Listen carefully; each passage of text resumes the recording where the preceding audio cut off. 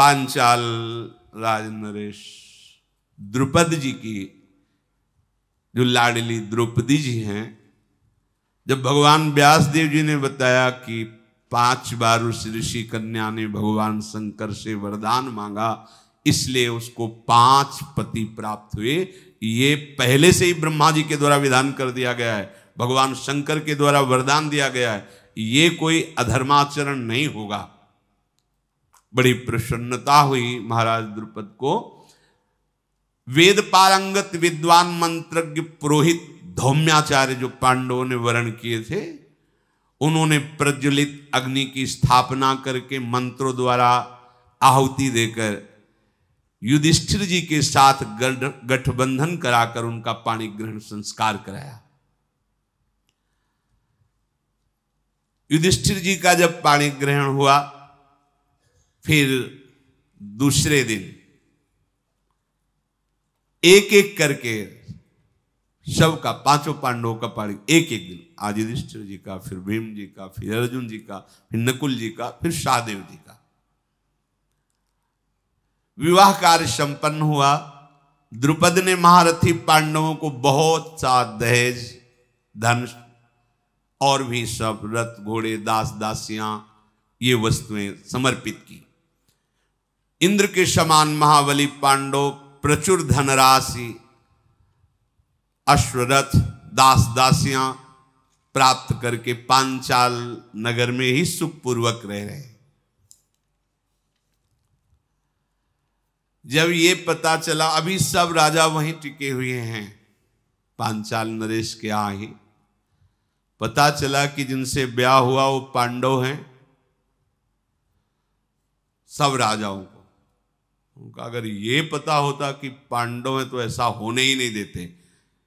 कर्ण और दुशासन आदि डींग हाँकने आए, अब तो ब्राह्मण समझ के क्षमा कर दिया, और जबकि भाग पड़े थे सब। भगवान श्री कृष्ण जी ने पहले ही द्वारिका में संकेत कर दिया था, जब हमारा आदेश पहुंचे तो तत्काल वैभव यहां भेजा जाए। भगवान श्री कृष्ण और बलराम की तरफ से द्वारिकापुरी से भारी सेना, भारी सामग्री, वैदूर्य मणि जटित सोने के बहुत से रथ, आभूषण, रत्न, बहुत सी सुंदर सुंदर वस्तुएं, हार और ढेर लगा दिया द्रुपद नरेश के यहाँ, पहाड़ के पहाड़ रत्न। द्वारिकाधीश भगवान,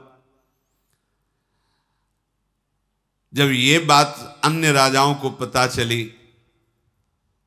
सबके हृदय जलने लगे।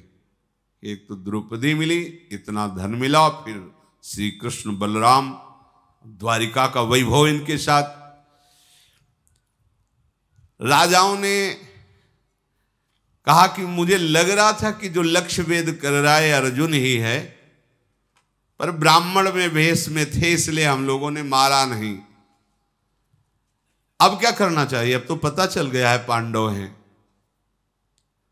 धृतराष्ट्र के सब पुत्र कर्ण, शकुनी और बड़े बड़े विरोधी राजा सब एकत्रित हुए, सभा लगाई। कूटनीति में, कपट नीति में प्रवीण शकुनी से पूछा गया क्या किया जाए। शकुनी ने कहा, कोई संसार में ऐसे शत्रु होते हैं जो दबाने से दब जाते हैं,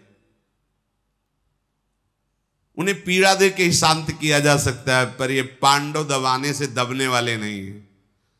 एक साथ हम सब लोग मिल करके इनका नाश ही कर देते हैं, क्या बिगाड़ लेंगे द्रुपद। और देखो, अगर पराजित होकर यहां से लौटते हो तो तुम्हारा मुंह क्या रह जाएगा सब राजाओं का।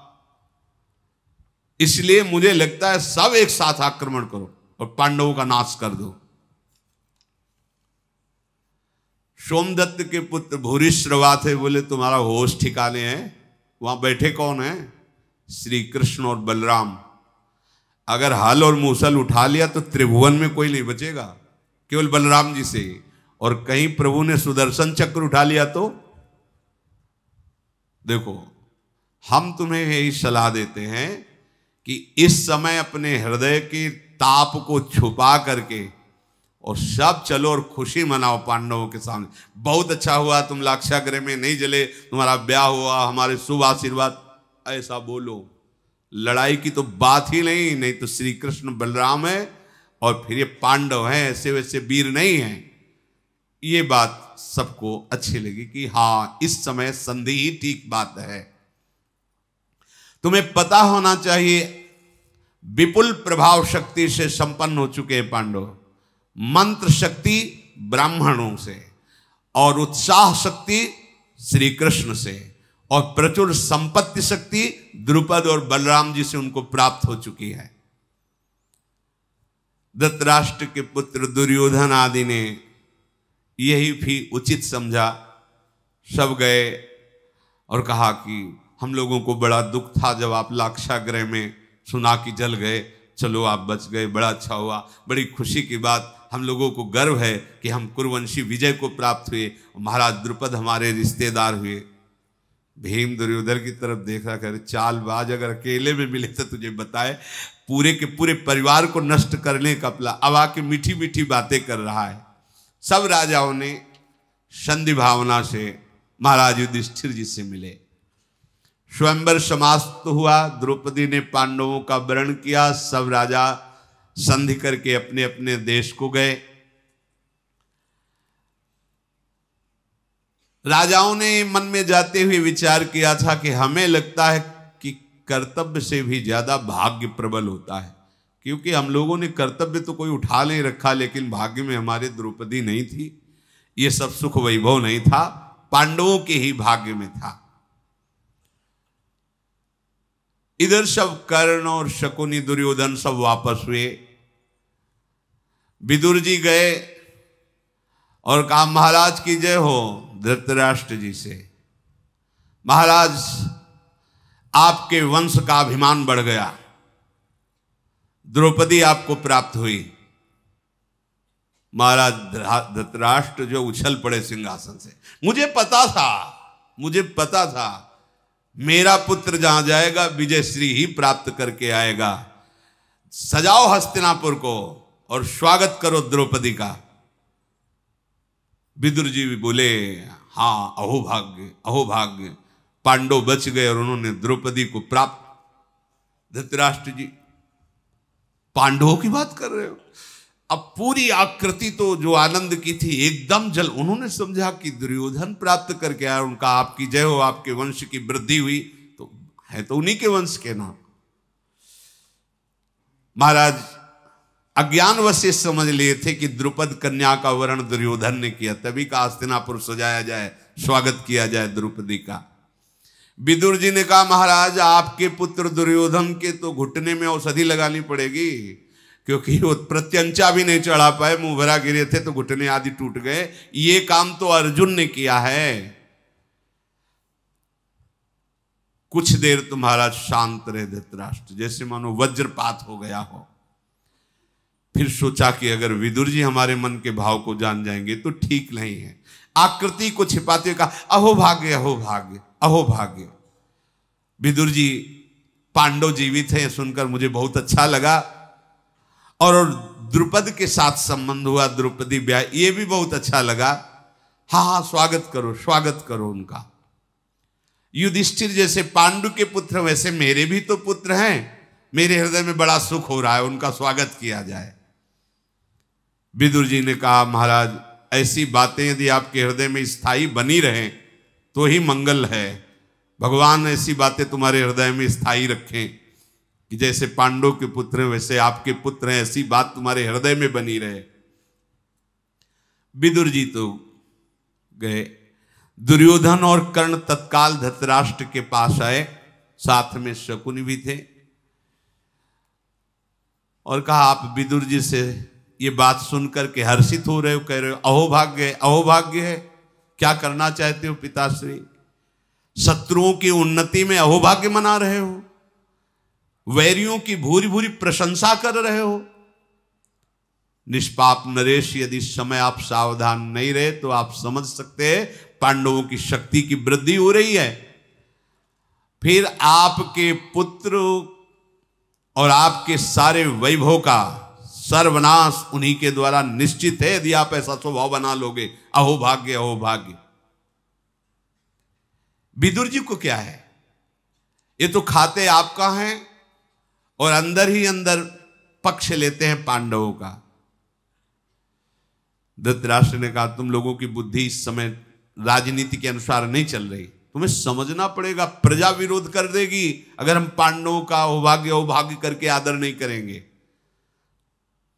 पर तुमने जो कहा है इस पर हम विचार करते हैं। धृतराष्ट्र जी ने भीष्म जी को, द्रोणाचार्य जी को, इन सबको बुलाया और कहा कि आपकी क्या राय, इस समय क्या किया जा सकता है। भीष्म जी बोले पांडवों के साथ अगर कोई विरोध करेगा तो मुझे पसंद नहीं आएगा, मुझे पसंद नहीं आएगा तो परिणाम आप याद कर लीजिए। जैसे गांधारी के पुत्र वैसे ही कुंती के पुत्र मेरे लिए समान हैं, इसलिए पांडवों का प्रिय करना ही तुम्हारा इस समय धर्म है। अगर आप प्रिय किया तो विरोध में हम खड़े हो जाएंगे। भीष्म जी अगर यही बात शुरू से अंत तक कहते रहते तो बात बन जाती। डर गए धृतराष्ट्र जी। भूपाल तुम्हें पांडवों का प्रिय करना है, उनकी रक्षा करनी, उनका सम्मान करना है, और दुर्योधन आदि समस्त राजकुमारों इस आज्ञा के विरुद्ध नहीं। सावधान, तुम पांडवों से युद्ध अभी नहीं कर सकते हो, तुम्हारी सामर्थ्य नहीं है। जैसे तुम्हारा राज्य जैसे पांडवों का राज्य, और सही पूछो तो पहले अधिकारी तो पांडव ही हैं, क्योंकि महाराज पांडु राजा थे, उनके पधारने पर धृतराष्ट्र राजा हुए। तो फिर बुला के क्या करेंगे, सिंहासन पे बैठाल दें? दुर्योधन ने कहा। भीष्म जी ने कहा आधा राज्य उन्हें सम्मान पूर्वक दो, आधे के तुम, आधा राज्य उन्हें। इसके विपरीत किया तो भलाई नहीं है, बस इतना हम संकेत कर रहे हैं। तुम्हारा अपयश होगा, प्रजा विरोध में हो जाएगी। विदुर जी ने भी, द्रोणाचार्य जी ने भी, कृपाचार्य, सबने भीष्म जी की इस बात का सम्मान किया। पांडवों को बुलाया जाए और आधा राज्य उन्हें अर्पित किया जाए। द्रोणाचार्य जी ने कहा कि मेरी सम्मति है, महात्मा भीष्म जो कह रहे हैं अक्षरशः सत्य है, आधा राज्य उनको बुला करके दिया जाए। यहां से कुछ भेंट देकर द्रुपद के पास भेजा जाए और कहा जाए कि बड़ा सौभाग्य हुआ, आप हमारे रिश्तेदार बने, अब हम अपने परिवार को सम्मान के साथ ले जा रहे हैं। ऐसा कह के द्रौपदी और पांडवों को यहां हस्तिनापुर लाया जाए और उनको आधा राज्य दिया जाए। कर्ण को थोड़ा बुरा लगा था। कर्ण ने कहा भीष्म जी, विदुर जी, द्रोणाचार्य जी सब उन्हीं के पक्ष में हैं। मेरी राय तो है कि महाराज मुझे आदेश करो, मैं चढ़ाई करूं, द्रुपद सहित पांडवों को क्षति पहुंचाऊं, ये आधा राज्य देने से बात नहीं बनेगी।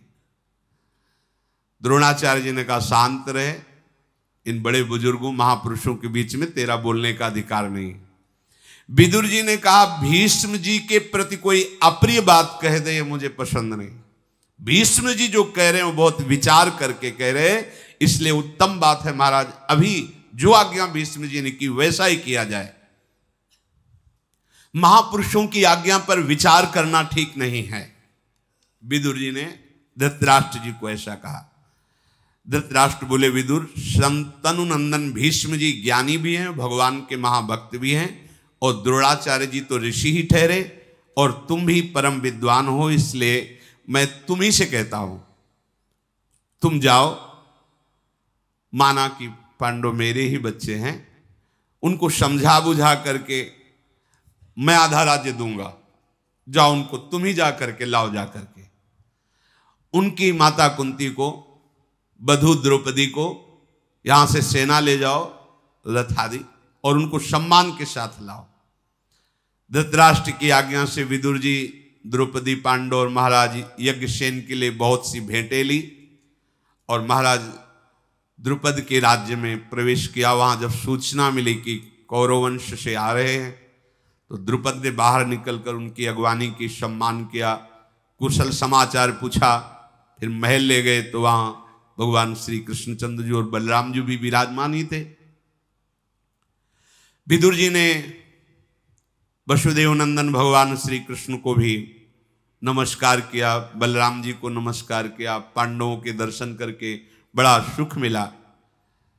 विदुर जी ने कहा कि बड़ी प्रसन्नता हो रही है, कुंती जी आपको और आपके पुत्रों को सुरक्षित देकर भगवान सदैव ऐसी सुरक्षा करते रहें। पर महाराज धृतराष्ट्र को बहुत सुख मिला है, द्रुपद जैसे संबंधी बने, द्रौपदी जैसी बहू मिली, ये रत्न आदि भेंट दिए हैं द्रुपद को।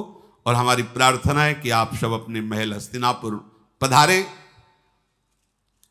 पत्नी सहित पांडवों को हस्तिनापुर से चलने के लिए शीघ्र आज्ञा दीजिए, ऐसा द्रुपद से विदुर जी ने प्रार्थना की। द्रुपद बोले, महात्मा पांडवों का हमारे नगर से जाना अच्छा नहीं लग रहा है, पर जैसा आप आज्ञा करेंगे। युधिष्ठिर जी ने कहा कि हम आपके अधीन हैं, जब कभी जहां जैसी आज्ञा होगी हम आपकी आज्ञा का पालन करेंगे, पर भगवान श्री कृष्ण की क्या राय इसमें जान लें। तब भगवान श्री कृष्ण ने कहा, मुझे तो तुरंत इसी समय हस्तिनापुर जाना अच्छा लगता है। बस भगवान की आज्ञा हुई। महात्मा द्रुपद आज्ञा पाकर पांडवों को, द्रौपदी जी को, कुंती जी को और स्वयं भगवान श्री कृष्णचंद्र जी, विदुर जी, ये सब हस्तिनापुर की तरफ चले। जब धृतराष्ट्र ने सुना कि श्री कृष्ण भी आ रहे हैं और पांडव भी आ रहे हैं, तो उनका घबराहट पैदा हो गई हृदय में। विकर्णाद, धनुर्धर और चित्रसेन, द्रोणाचार्य, कृपाचार्य, इन सबको भेजा, अगवानी कीजिए। पांडवों की अगवानी हुई। नागरिक तो सुन ही चुके थे कि वारणावत में भस्म हो गए, पर जब सुना ब्याह करके आ रहे, पूरी प्रजा टूट पड़ी दर्शन के लिए। महाराज युधिष्ठिर और पांडवों के दर्शन करके खूब प्रजा ने आशीर्वाद दिया, और प्रजा के हर व्यक्ति से कुशल प्रश्न पांडव कर रहे हैं। जब महल में पहुंचे तो कुंती जी ने प्रणाम किया गांधारी जी को, बड़ी हैं, और कहा, बहू प्रणाम करो, ये हमारी पूज्य हैं। जब द्रौपदी जी ने गांधारी जी को प्रणाम किया और गांधारी जी ने द्रौपदी को हृदय से, जेवी हृदय से लगाया, अलग हट गई। हृदय से लगाते ही अनुभव हुआ कि हमारे पुत्रों की मृत्यु आ गई है। ये द्रौपदी नहीं, ये साक्षात हमारे देवी हैं गांधारी, पातिव्रत धर्म से युक्त है। जे ही हृदय से लगाया, छोड़कर हट गई। तुरंत अनुभव हुआ कि ये द्रौपदी मेरे पुत्रों की साक्षात मृत्यु आई है। अब तो हृदय एकदम घबराहट पैदा हो गया। गांधारी ने तुरंत विदुर जी को बुलाया और कहा, मेरे महल में रखने की आवश्यकता नहीं, इनको यहां सुख नहीं मिलेगा, इनको महाराज पांडु के महल में सुख मिलेगा। तुरंत द्रौपदी कुंती को पांडु के महल में पहुंचाया जाए। एकदम असहनशीलता गांधारी जी के मन में प्रकट हुई, वहां सुखपूर्वक रहेंगे। विदुर जी समझ गए। विदुर जी ने कहा, हाँ हाँ, आपकी आज्ञा शिरोधार्य है, महाराज पांडु का महल बहुत समय से खाली पड़ा है, वहां विराजमान होंगे। फिर धृतराष्ट्र ने महाराज युधिष्ठिर को पास बुलाया और कहा, बेटा ध्यान से सुनो, वैसे तो मुझे बहुत प्यारे हो, मैं हृदय की बात कहता हूं। मेरा ये दुर्योधन जो है ना, ये बहुत दुष्ट है, दुरात्मा है, पर मुझे इतना इससे प्यार है कि मैं इसे त्याग नहीं सकता। ये मैं धर्म से युक्त होकर बोल रहा हूं। तुम तो मेरी आज्ञा के पालन में ही हो। मेरे मन में आता है तुम हस्तिनापुर में मत रहो, नहीं तो फिर ये कोई षड्यंत्र रचेगा तुम्हारे नाश का। मैं जानता हूं ये दुष्ट है, पर मैं इसके मोह का त्याग नहीं कर पा रहा हूं। हृदय से कहता हूं, मैं तुम्हें बहुत प्यार करता हूं, पर इसी की दुष्टता के कारण मैं तुम्हारे साथ प्यार का बर्ताव नहीं कर पा रहा हूं। मेरी आज्ञा है तुम हस्तिनापुर छोड़ दो और खांडोप्रस्थ में चले जाओ, वहां का राज्याभिषेक मैं तुम्हारे लिए कर। एक घर नहीं खांडोप्रस्थ में, एक व्यक्ति नहीं, घोर जंगल उजड़ा हुआ पड़ा है। यद्यपि पूर्ववंशियों की राजधानी रही खांडोप्रस्थ, वहां रहते समय तुम्हें कोई बाधा नहीं पहुंचा सकता। और खांडोप्रस्थ में जो यहां से हस्तिनापुर के लोग जाना चाहें वो तुम्हारे साथ जा सकते हैं। मैं सोचता हूं वहां का राजा तुम्हें बना दूं। धृतराष्ट्र जी ने, जब युधिष्ठिर जी का इतना सत्य और सरल स्वभाव है कि बस जी के सिवा और कुछ नहीं बोलते, जी। विदुर जी ने विचार किया कि कलह कलेश से अच्छा है ये महावीर हैं, अपनी व्यवस्था करेंगे। विदुर जी ने कहा कि महाराज क्या आज्ञा है? तो उनका राज्याभिषेक लाओ, अभी कर देते। एक घर नहीं है खांडोप्रस्थ में, एक भी घर, और वहां का राज्याभिषेक युधिष्ठिर जी का कर रहे हैं और कह रहे हैं मैं तुम्हें बहुत प्यार करता हूं, अब विलंब नहीं करना चाहिए, तुम्हारा हमने राज्याभिषेक कर दिया, छोड़ो हस्तिनापुर और जाओ खांडोप्रस्थ। विदुर जी मुस्कुराए क्योंकि उनको सब पता था, पर वो ये जान के कि जिसके साथ भगवान श्री कृष्ण हैं अमंगल नहीं हो सकता। भीष्म द्रोण कृपाचार्य विदुर जी सब आश्चर्यचकित हैं कि अभी आए, अभी भगवान श्री कृष्ण बोले महाराज आपका विचार उत्तम है, मैं सहमत हूं, ठीक है खांडोप्रस्थ भेज दीजिए। युधिष्ठिर से कहा आज ही तुरंत निकलो, चलो खांडोप्रस्थ, जल्दी यहां से निकलो। धृतराष्ट्र के कथनानुसार कार्य पूरा किया गया, खांडोप्रस्थ पहुंचे जहां एक भी घर नहीं, एक भी व्यक्ति नहीं, कोई सुविधा नहीं, खंडहर पड़ा था। ये राजधानी पुरवंशियों की पूर्व की। भगवान श्री कृष्ण द्वैपायन व्यासदेव जी प्रकट हुए, उन्होंने कहा कि तुम्हें चिंता करने की जरूरत नहीं है, जहां समस्त ब्रह्मांडों को प्रकट करने वाले श्री कृष्ण विराजमान हैं, तुम बिल्कुल चिंता मत करो। जगदीश्वर भगवान श्री कृष्ण जिसके सहयोगी हैं उसका कभी भी अमंगल नहीं हो सकता, उसको विषाद करने का अवसर नहीं मिलता। पहले तो भगवान व्यासदेव जी के दर्शन से ही आनंद हुआ। खांडोप्रस्थ में पहुंच करके भगवान श्री कृष्ण साथ ही हैं, देवराज इंद्र का चिंतन किया, आकाश स्थित हुए और अंदर से आदेश किया विश्वकर्मा को भेजो। भगवान श्री कृष्ण को प्रणाम करके देवराज इंद्र ने तुरंत विश्वकर्मा को आदेश किया कि प्रभु का आदेश है, तुरंत उपस्थित होइए। महामते, भगवान की इच्छा है कि तुम जा करके उनकी सेवा करो। विश्वकर्मा जी भगवान की इच्छा के अनुसार उपस्थित हुए खांडोप्रस्थ में। भगवान श्री कृष्ण ने कहा विश्वकर्मा, देवराज की अमरावतीपुरी जैसी है वैसे खांडोप्रस्थ का निर्माण करो। वहां कोई ईंट गारा लगाने की थोड़ी जरूरत है कि भैया मिस्त्री लगे हम नींव खोदे, नहीं, संकल्प से जैसा सोचते जा रहे वैसा निर्माण होता जा रहा है। विश्वकर्मा ने खांडोप्रस्थ में जब भगवान का ऐसा आदेश हुआ तो प्रणाम करके भगवान से कहा प्रभु, अमरावती से भी अधिक आकर्षणकारी इस पुरी का निर्माण करता हूं। महेंद्रपुरी देवराज इंद्र की पुरी से भी अत्यंत आकर्षणकारी उस पुरी की रचना की। बहुत ही, इसमें तो बहुत वर्णन है क्या क्या, कैसे कैसे महल, कैसा कैसा, पूरे ने नगर की रचना करके भगवान श्री कृष्ण ने उसका नाम रखा इंद्रप्रस्थ।